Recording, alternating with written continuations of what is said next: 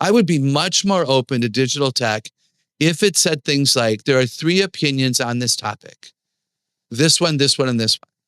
But so often there's one opinion shown, which is the bias of Google or the bias of the company that's putting out the digital tech. Don't be afraid of the dark. Be careful with stars. Not every light is gonna guide you, baby. Not every light is gonna guide you. Well, Dr. Kathy, Google announced on Monday that really it's bringing back some AI technologies, specifically this AI technology called Gemini, for teen students using really the school accounts, the Gmail accounts that many schools have. This is after they've already offered Gemini to teens using their personal accounts and ran into some challenges that way. The company is also really giving educators access to new tools alongside this release for AI technology. Google says that it's giving teens access to Gemini can really help them develop the skills they need to thrive in a future world where there is generative artificial intelligence. Gemini will help students learn more confidently with real-time feedback, the company believes. So this is really interesting because Google claims that the data from other aspects that a student would use, things like chats or things of that nature, won't be used to train or improve the AI models. It's really taken steps to ensure it's bringing this technology to students responsibly.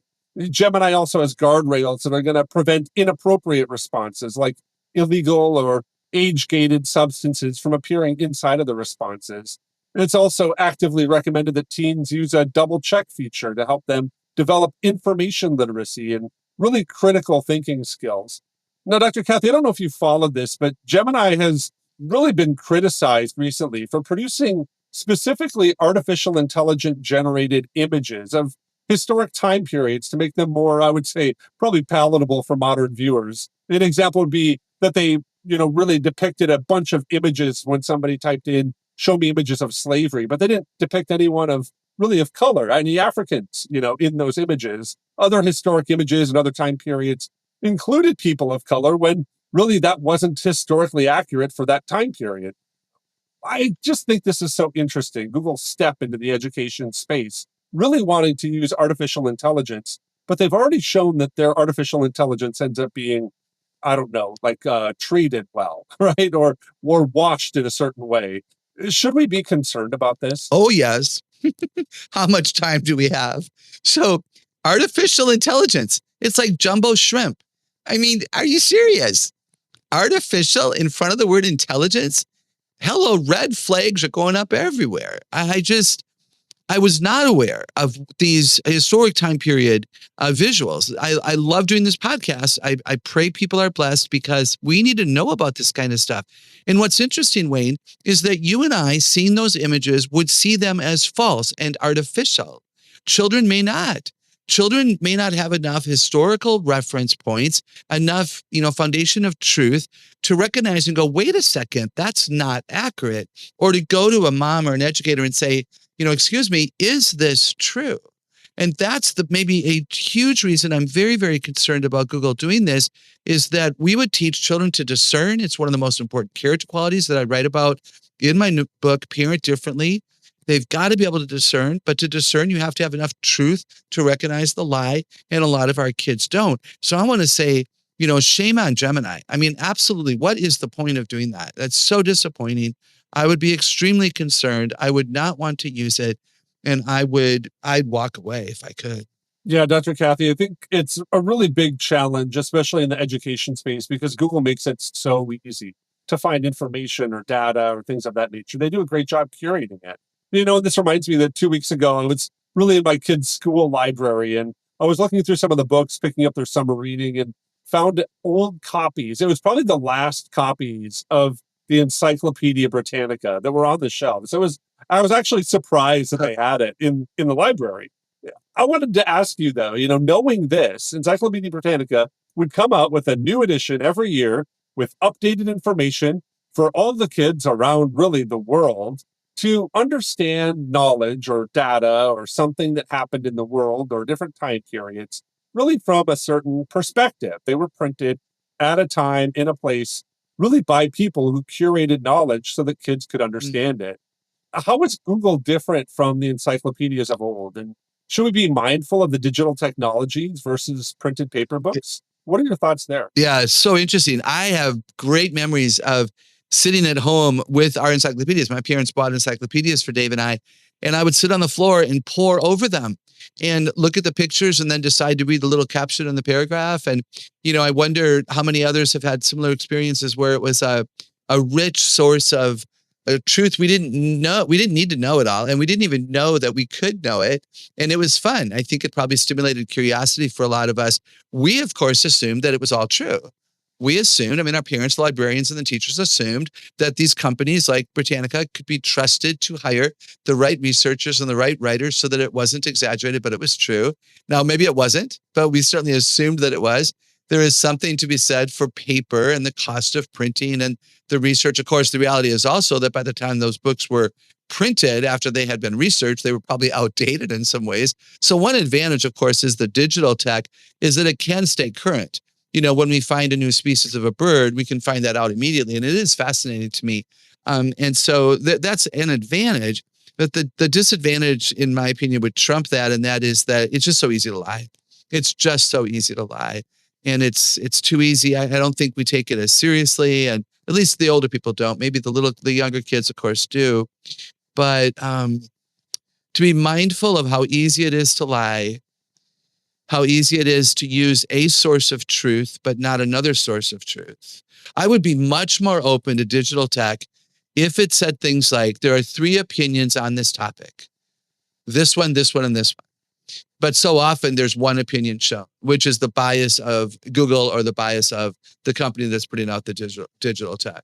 Yeah, Dr. Kathy, I think that's, really helpful for us. I wonder if there's some, digital lies that we kind of walk into here that we naturally believe when we compare this, as you kind of did, this idea of, once that book was printed, it was now out of date, right? We kind of walk into this world where we think that, and we believe that, really, I shouldn't say think, we believe that knowledge or wisdom is immediate. It's in the here and now. It's really important that we have it. Technology has taught us that we can know things beyond a shadow of a doubt in a moment, in an instant.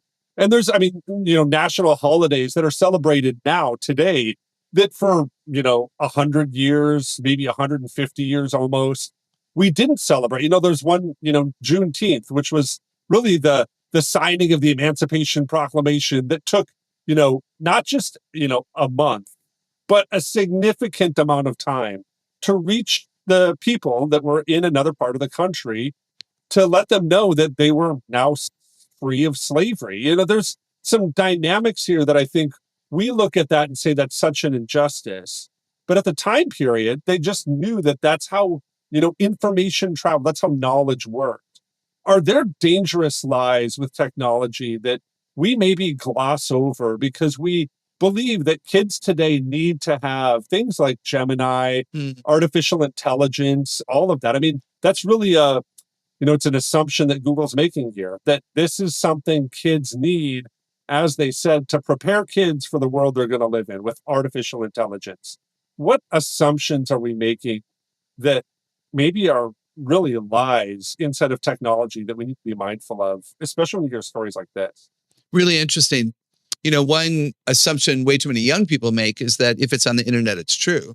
I love that slide that occasionally comes up on social media that, you shouldn't trust everything on the internet. And it's a quote by Abe Lincoln, and yeah, hello, let's remind everybody that not everything here is true.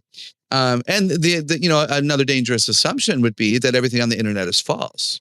And that's not true. There's space in the middle. We produce things on the internet that are true, including this podcast. The things that we have on our social media pages and our website are true. We work hard at that. So it's a both end kind of a situation. I think the standard for truth is interesting.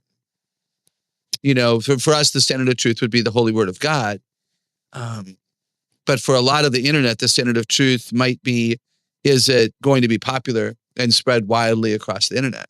So they would prioritize popularity over, accuracy, perhaps. Those things come to mind. Wayne, another thing I think of is the reality that sometimes things are posted on the internet that are true in that moment in which they are posted. and proven to be false a day, 2, 3, 4, 5 days later, right? New research, or the person who was quoted comes out to say it was taken out of context. That's not what I meant.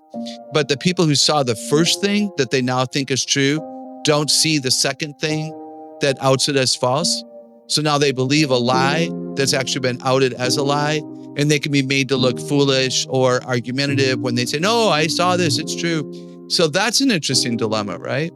As Dr. Kathy was talking, I was reminded of a passage that comes out of John chapter 18, and I'll begin reading at verse 37. You are a king then, Pilate said.